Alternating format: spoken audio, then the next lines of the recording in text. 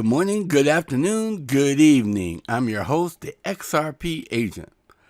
I'm doing better than most, but not as good as some. And I wish I had my Twitter, and then I'll be ecstatic. But I'm still trying to work on that. I'm still in limbo with that, so I'm trying to work that out. Okay, so in today's show, I'm going to go over the market, and then I'm going to go over this tweet by Ken Menendez, and this tweet from, who is it? It's Mac Attack XRP. Yeah. Can XRP hit $224? Woo, that looks like it's going to be a good article. All right, so let's talk about the market. Seemed like the last couple days, we've been on positive with some green in the cryptocurrency space. So right now, BTC dominance is at 69%, just about shy of 70%. So that's pretty good far as BTC dominance. And BTC has been doing pretty good. It's up to $8,053. And it is, last 24 hours it's down by 4%. Now it's up by 2%. It's fluctuating. It's going up. And they're selling off to get profits, more people buying in. I think if it hits $10,000, if it keeps climbing up little percentages every day, and it hits $10,000, then you get that mainstream FOMO, like Bitcoin is moving up, and they start saying good things about Bitcoin, and then more people start FOMOing in. So, and that's good for the whole market because, like like I just said, the dominance is 70%, and I think that's good because, when Bitcoin goes up, it brings up everybody else. Now, right now, in the alts, we're seeing a little bit of red as far as the last 24 hours. Ethereum is at $139. And XRP, the future currency of tomorrow, is at 20 cents, back at 20 cents. So as of right now, it lost 2.5% from yesterday. Now, I'm not really crying about that. What they say, lower lows and higher highs. So that's what we're experiencing.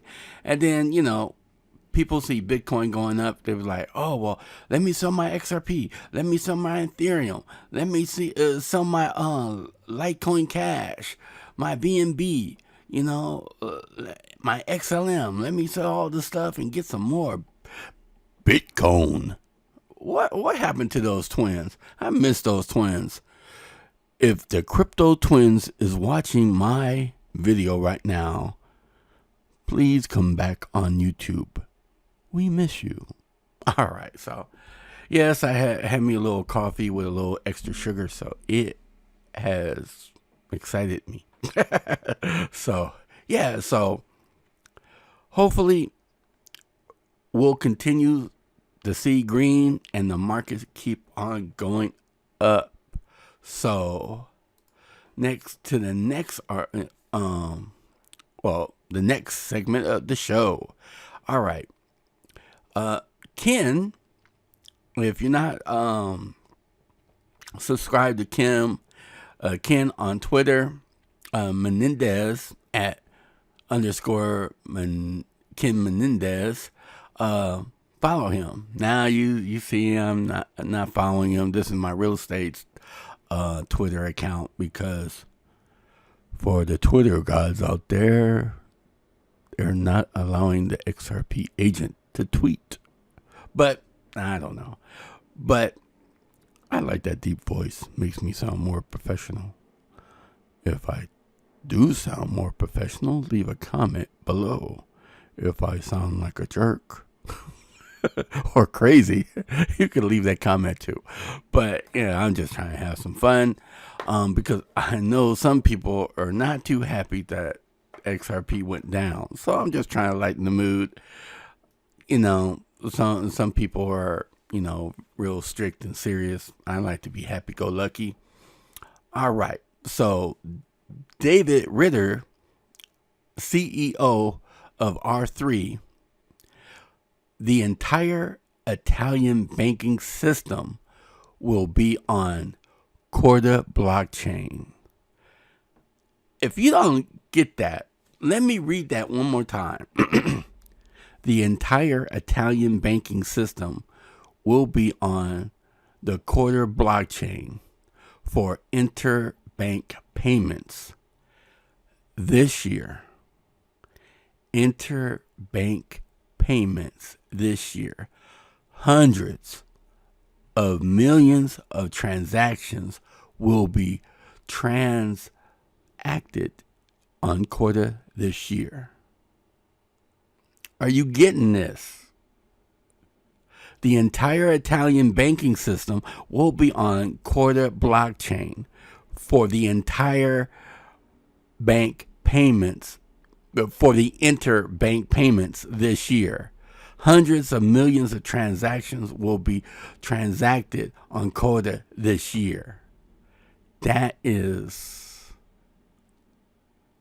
another milestone that XRP, Ripple the company, using XRP with a partner of R3 and the blockchain, Corda blockchain, it is another milestone that they accomplished.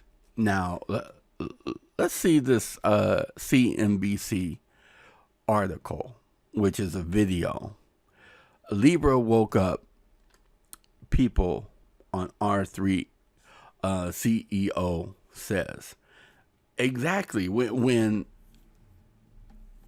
Facebook Libra system hopped out of nowhere, said, hey, we're going to be doing our own financial network and we're going to put the banks out of business. No, the powers that be didn't like that. So all of a sudden it was like, Brad Gardenhouse is calling banks. It's like, hey, come join the team. Look at this new software we have that makes payments more efficient and at lower cost. Banks is like, yeah, our payments take 7 to 14 days, but eventually it gets there. We're good. As soon as they saw that news, yeah, is Brad in?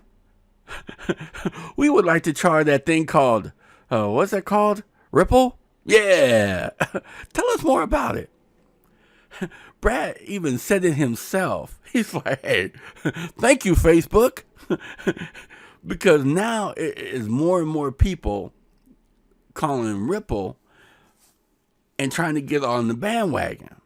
And now you have entire bank institutions, countries, and world leaders, the globe will run on Ripple. So let me play this video, and I'm not sure about copyright strike. So he might sound a little funny because I'm going to speed him up a little bit.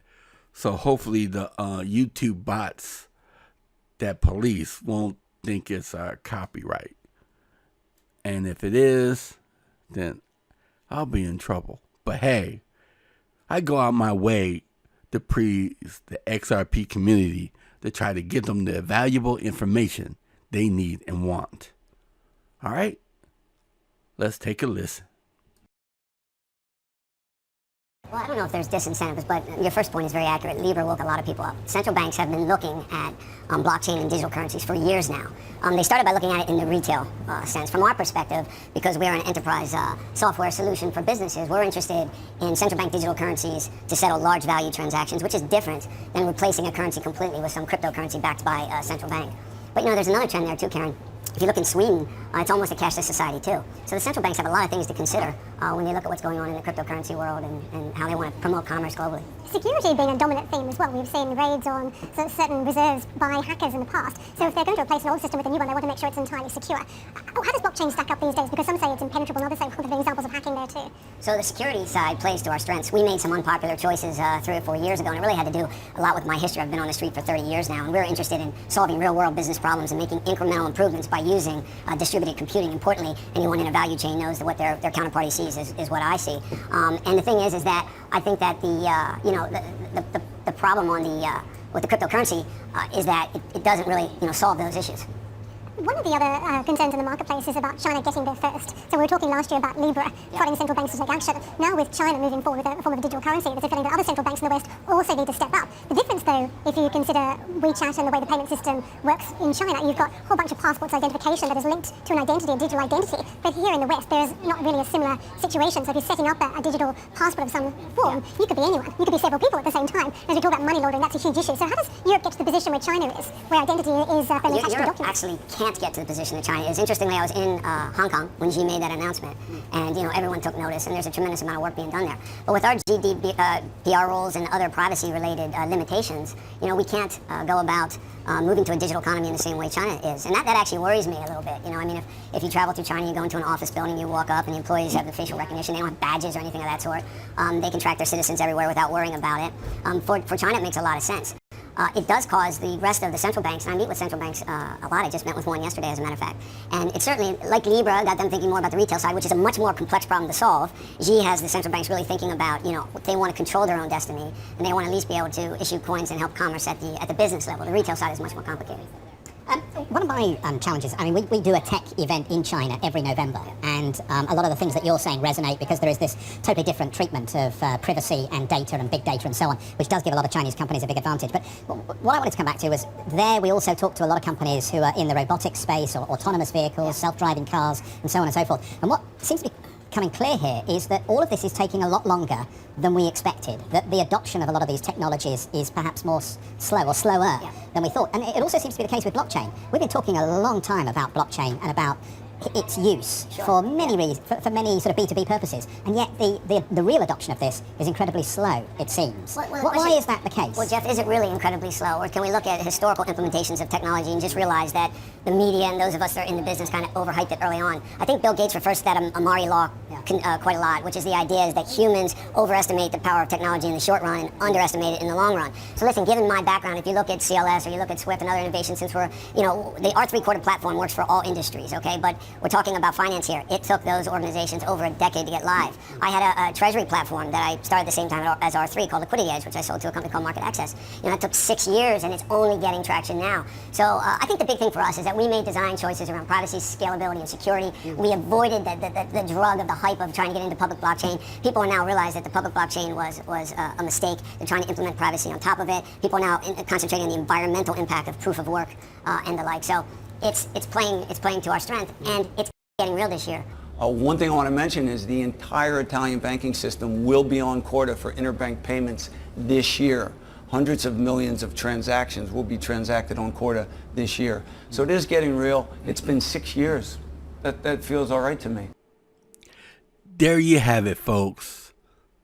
Right from R3 CEO David Rutter's voice, more mouth, that Corda Cellular will be hitting the road running in 2020. Now, you can hear all the naysayers you want. Different other cryptocurrencies do not have the partnerships and the utility that Ripple, the company, is laying down for XRP. They just don't. And if they do, hey, more power to them. I'm not knocking anybody else's coin. I'm just saying, if you don't understand the success that Ripple's having, besides, no matter what the price is right now, is laying the foundation, is laying the track, and is laying the future of payments right now so we can have a seamless process in the future. So, hey, thank you, David, the CEO of R3. Now, let's check out another Twitter, Mac Attack, XRP. Now, like I said, I'm on my realtor on Twitter. I don't use it that much, but don't get offended if I'm not following on this one, because it's just the realtor side. Now, the Mac Attack. Now, if you're not subscribed or following him, he's a must follow. He brings some good information. Now, let's see what he says. Analysts suggest Ripple XRP will soon see 100,000% rally. Woo! Can it happen? XRP to hit $224. Now, Maris, can't pronounce that word. Estimates for the liquidity supply of XRP, a price of $224, would give the cryptocurrency a market capitalization of over $6 trillion. Okay. Hey, thank you, Mac Attack. Now let's click on this article right quick. Now I'm not gonna read this article, but you can get the article's link if you scroll down his page. He got some other good information on his page as well. But analysts crazy suggest Ripple's XRP will see 100,000% rally. Can it happen? Now, 224, that's kind of low for me. Yeah, it's going to hit that and surpass that. But yeah, it will happen eventually. But BitLord, he has like a nice little graph right here. I'm not really into graphs and numbers and all that other stuff, but a lot of people are. My thing is, if we have a manipulation, no matter what kind of numbers you're going to have, it can, the market's going to be manipulated, so it's going to skew your numbers. But, if the numbers work out and there's no manipulation, then, you might have a forecast running with these statistics. But I like what he says. Say what you want about XRP. Just don't say you didn't know. I like that, man. I'm gonna. I like that. I'm gonna just frame that maybe. Say what you want about XRP. Just don't say you didn't know. I wonder if he coined that. That's cool. I like that. But yeah, XRP is gonna, blow up. It's gonna shoot to the moon.